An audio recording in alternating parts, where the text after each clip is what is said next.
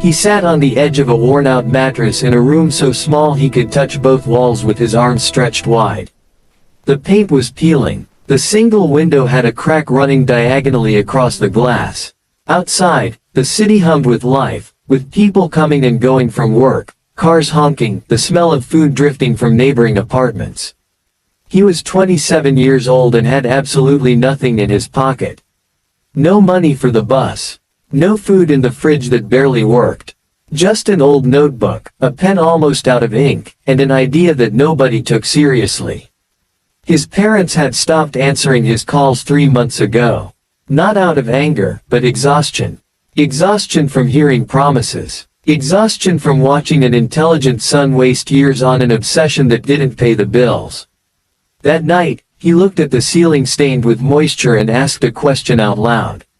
Why continue? Why wake up tomorrow and try again when everything had already gone wrong so many times? But there was something in him.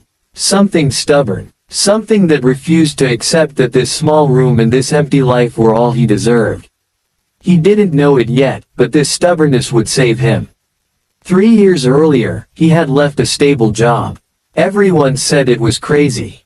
His mother cried. His father slammed his hand on the table and said he was throwing his life away. But he had a vision.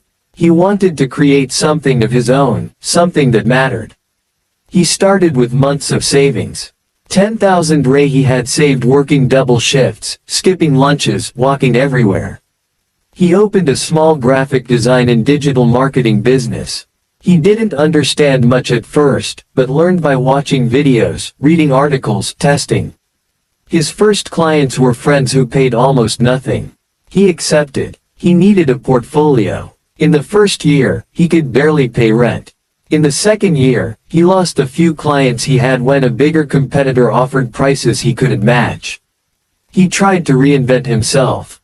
Changed strategy. Offered different services. Knocked on doors. Sent hundreds of emails. Most weren't even opened. The ones that were answered always said the same thing. We don't have budget, maybe later, thanks but no. His savings ran out. He sold his good computer and bought a used one that froze every 10 minutes. Sold his motorcycle. Started walking miles under the sun to meetings that led nowhere. Friends stopped calling. His girlfriend broke up saying she couldn't wait anymore for someone who lived on dreams. She wasn't cruel. She was just honest. And that hurt even more. One Thursday morning, he woke up and couldn't get up. Not because he was sick, but because the weight was too much. He thought about his parents. About the look of disappointment he saw the last time he visited them. He thought about college classmates who already had cars, houses, families. While he was there, eating instant noodles for the 4th time that week. He opened his old laptop and looked at the unanswered messages. Proposals that had fallen through. Projects that never got off the ground. He started typing an email to a former boss, asking for his job back. Anything. He would even accept an internship position.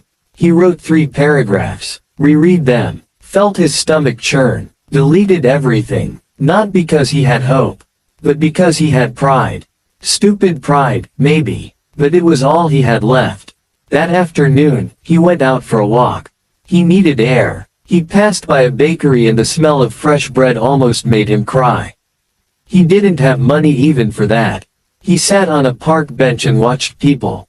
Hurried executives. Mothers with baby strollers. Elderly people playing dominoes. Everyone seemed to know what they were doing. Everyone. Except him. That's when he saw an older man, rummaging through the trash looking for cans. The man looked at him and smiled. A toothless smile, but genuine. And said, "It's a beautiful day, isn't it?" He agreed, not knowing what to say. The man sat next to him and started talking. He said he once had a house, family, work.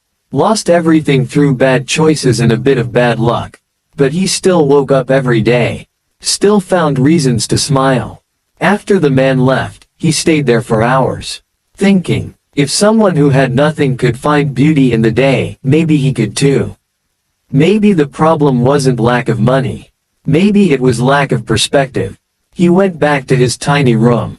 Grabbed the old notebook. and started writing again. Not a business plan, but a list of things he could still control. Wake up early. Learn something new every day.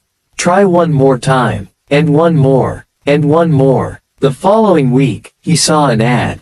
A small company was looking for someone to do a complete visual identity. The payment was low, but it was work. He read the ad 3 times. The company sold natural hair products. Niche stuff. They had only one physical store and wanted to grow online. The budget was tight. 2,000 Ray for the whole package. Logo, color palette, social media posts, packaging. Most serious professionals wouldn't even respond. It was little money for a lot of work. But for him, it was an open door when all the others had slammed in his face. He didn't have professional equipment. He didn't have an impressive portfolio. But he had time, and determination, and a silent desperation that made him work with an intensity that comfortable people would never understand. He spent 2 full days preparing a proposal. Not just a generic presentation. He wanted them to see that he understood their business. He researched everything about the company. Discovered that the owner was a black woman who started making homemade products in her kitchen. Read old interviews of hers on small blogs. Understood that the audience was young women looking for natural, sustainable alternatives with purpose. He created 3 logo options. One more minimalist, one with botanical elements, one with strong, modern typography. For each one, he developed a color palette that spoke to nature but without falling into the obvious green cliché. He made mock-ups of how it would look on bottles, boxes, business cards. Even simulated Instagram posts showing how the brand could communicate visually. All of this on the computer that kept freezing. Saving every minute, afraid of losing hours of work. Drinking cold coffee because he didn't have time to heat it up.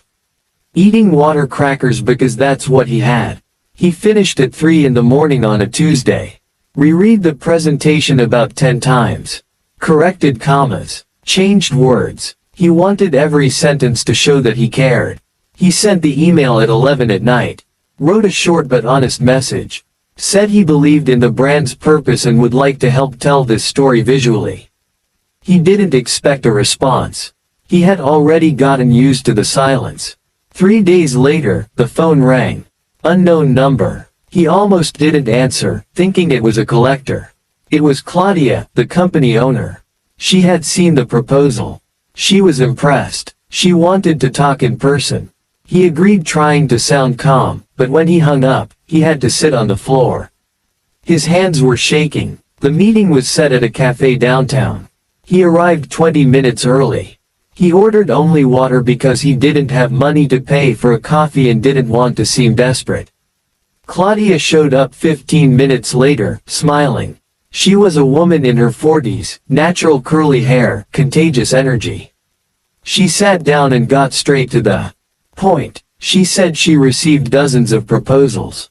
Designers with huge portfolios. Agencies with years in the market. But his was different. It wasn't the most technically beautiful.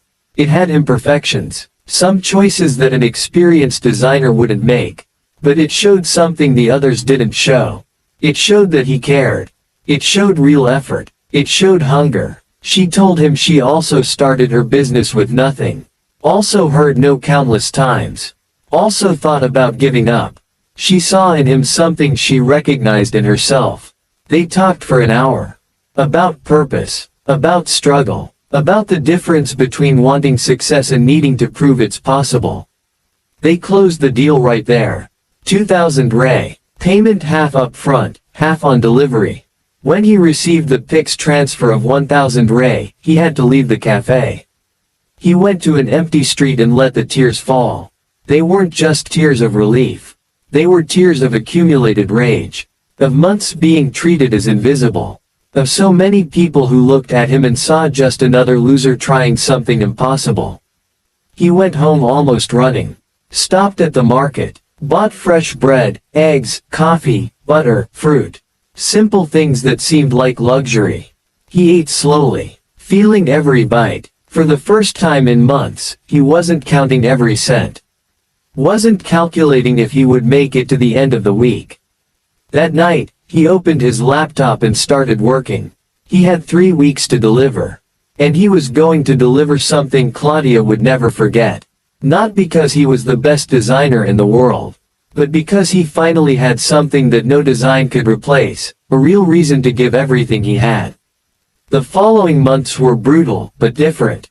He worked until dawn, slept 4-5 hours when he was lucky, woke up to the alarm going off brutally at 6 in the morning and started again. But now there was movement. There were clients, small, but real, people who trusted him, who paid for his work. Claudia's project was delivered 2 weeks before the deadline. He worked 15 hours a day for those 3 weeks. Redid things that were already good just because he felt they could be better. Tested color combinations until his eyes burned. Created variations that weren't even requested, just to give options. When he presented it, Claudia was silent for almost a minute. He thought he had done something wrong. Then she smiled and said it was exactly what she imagined but couldn't explain. She paid the second half right away. And did something unexpected. She took out her phone and called 2 businesswomen friends, right there in front of him. Said she had found a good, honest, and affordable designer. Gave them his contact. It was like a faucet that finally opened. It didn't gush water. It wasn't an avalanche. But it started dripping, and each drop mattered more than anything he had felt before. One of Claudia's friends had a children's clothing brand. The other sold artisanal sweets. Both needed visual identity. Both had tight budgets. Both bet on him. He invested every cent back into the work. Bought a better computer, financed in 12 installments. The payments hurt his pocket, but the equipment worked without freezing every 10 minutes. Subscribed to professional software, Adobe, Figma, tools that real designers used. At night, after working on paid projects, he studied. Took free online courses about branding, marketing, color psychology, typography. Learned from YouTube videos while eating simple dinners. Made notes in notebooks that kept accumulating. But it wasn't linear. It wasn't smooth. There were hard setbacks. One client disappeared without paying the last 500 Ray. Blocked him everywhere. He spent a week trying online legal processes, but gave up when he realized the cost and time weren't worth it. Swallowed the loss and moved on. Another client canceled everything at the last minute, after he had worked 2 weeks on the project. Said he changed his mind, was going in another direction. Didn't even apologize. Just disappeared. There were weeks without any new work. The desperation came back during those times, squeezing his chest like a closed fist. He looked at his bank statement. Saw the money decreasing, and the old fear knocked on the door again. But he didn't stop. He started documenting the process. Created a professional Instagram profile. Posted the work, showing before and after. Explained design choices. Talked about the challenges of each project without exposing clients. At first, he had 20 followers. Then 50. Mostly acquaintances who followed out of pity. But some were strangers. People who found his work searching hashtags. He didn't have many followers, but those who saw started sharing. A post about Claudia's brand identity went mildly viral. 500 likes. For him, it was surreal. 3 people contacted him because of that post. 1 wanted a quote. 2 just complimented. But it was something. It was recognition coming from people who didn't know him, who didn't feel sorry, who saw real value. 6 months after Claudia's project, a medium-sized agency called him. They had seen his work online. They wanted him to do the complete visual campaign for a product launch. A local delivery app. The amount was 10 times bigger than anything he had done before. 12,000 Ray. He almost refused. Fear came strong. Fear of not being able to handle it. Fear of screwing up. Fear of disappointing and losing the small reputation he was building. He spent 2 hours looking at the email. Wrote polite responses declining. Deleted them. Wrote again. Then he remembered the park bench. The man who smiled having nothing. The day he decided he would control what he could control. He accepted. He worked like he had never worked before. Woke up at 5 in the morning. Stopped only to eat something quick. Went back. His new girlfriend, whom he met in an entrepreneurs group, brought food and coffee. Sat next to him and worked on her own things. Her presence calmed him. He realized he couldn't do everything alone. He needed help with animations. Hired a specialized freelancer. Negotiated the amount fairly. Split part of the payment. It was the first time he outsourced something. There were nights when he thought he wouldn't make it.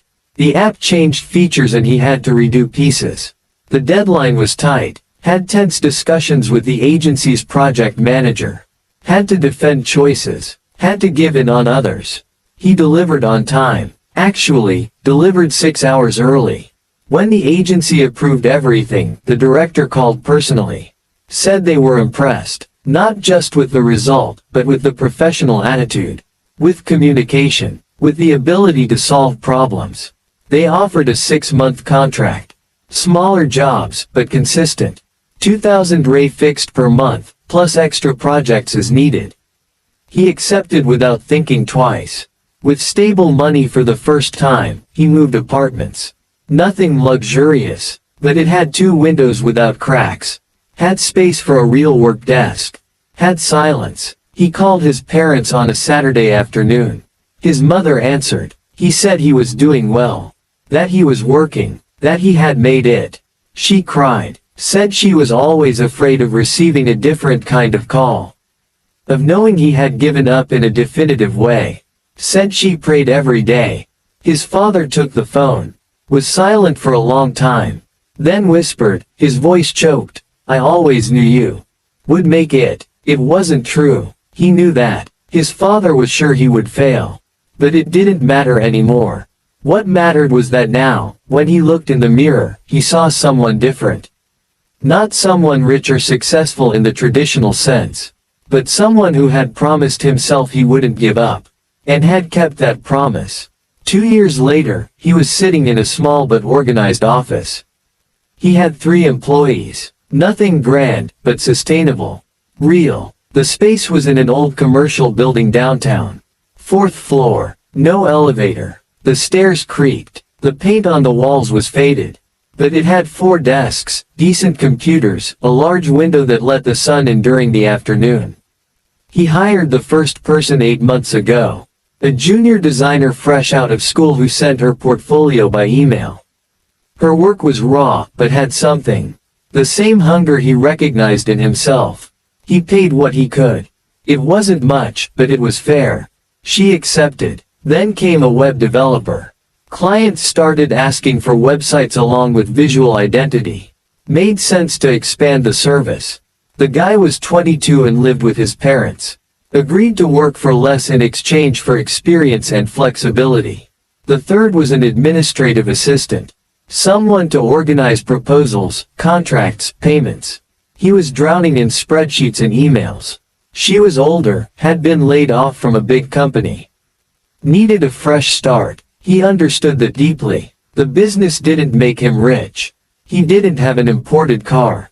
Didn't travel abroad. Didn't post photos at expensive restaurants. But he paid bills without struggle. Had an emergency fund for the first time in his life. Helped his parents with some expenses. Sent money every month without them asking.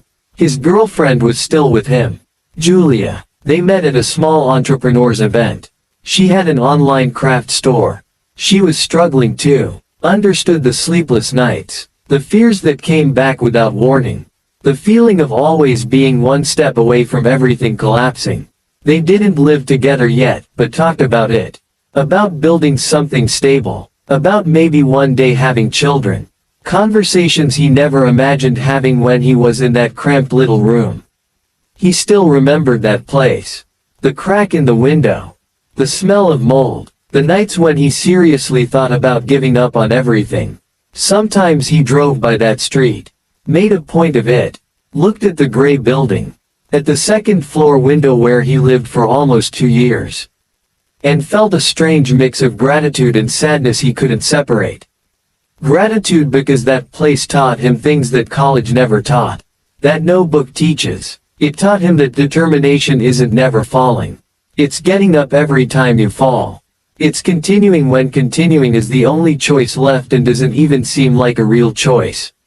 It taught him that talent matters less than consistency. That genius matters less than showing up every day and doing the work even when everything inside you is screaming to stop. Sadness because he knew he had been lucky. Lucky to have health. Lucky to have found that first client. Lucky that Claudia believed. Lucky not to have completely collapsed in the darkest moments.